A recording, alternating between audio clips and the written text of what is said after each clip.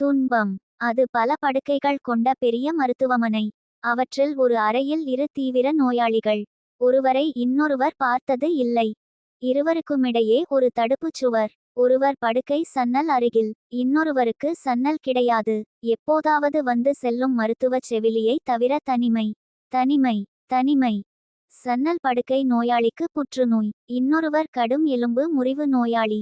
நாளடைவில் நட்பாகிவிட்டனர். ஒருமுறை எலும்பு நோயாளி சன்னல் நோயாளியிடம் சொன்னார், உனக்காவது பொழுதுபோக்க ஒரு சன்னல் இருக்கிறது, எனக்கு அது கூட இல்லை.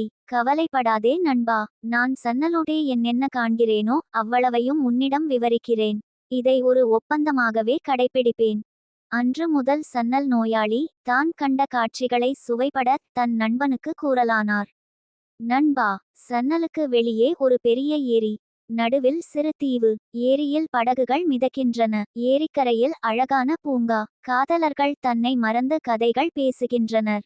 எலும்பு நோயாளிக்கு அப்படியே காட்சிகள் மனக்கண்ணில் விரியும்.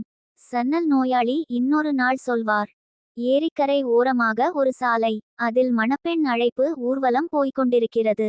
குழந்தைகள் மகிழ்ச்சியுடன் ஓடித் திரிகின்றன. மணப்பெண்ணிடம் தோழி ஏதோ சொல்கிறாள். மணப்பெண் முகத்தில் அப்படி ஒரு வெட்கம். ஊர்வல அரவங்கள் எதுவும் எலும்பு நோயாளிக்கு கேட்கவில்லையாயினும் நாதசுரமும் தவிலும் ஒலிக்க ஊர்வலம் போகும் காட்சியை நன்கு அனுபவிப்பார். ஒரு நாள் சன்னல் நோயாளி செத்துப்போனார். மீண்டும் எலும்பு நோயாளிக்கு வெறுமை. ஒரு நாள் செவிலி வந்தபோது தன் படுக்கையை சன்னல் ஓரமாக மாற்றித்தரும்படி கேட்டுக்கொள்ள அவ்வாறே செய்யப்பட்டது. இனி எனக்கு நன்கு பொழுது போகும் என்று எண்ணியவாறே தன் எலும்பு முறிவு வலியையும் பொருட்படுத்தாமல் மெல்ல தன் உடலை உயர்த்தி சன்னல் வழியே நோக்க, அங்கே பெரிய சுவர். வேறு எதுவுமே இல்லை. அப்படியானால் சன்னல் நோயாளி சொன்ன கதைகள். மறுநாள் செவிலி வந்தவுடன் நடந்தவற்றை எலும்பு நோயாளி கூறினார். செவிலி எலும்பு நோயாளிக்கு ஊசி மூலம் மருந்தை ஏற்றியபடியே சொன்னாள்.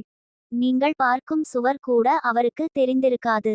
புற்றுநோயின் தாக்கத்தால் அவர் பார்வையை எப்போதோ இழந்துவிட்டிருந்தார்.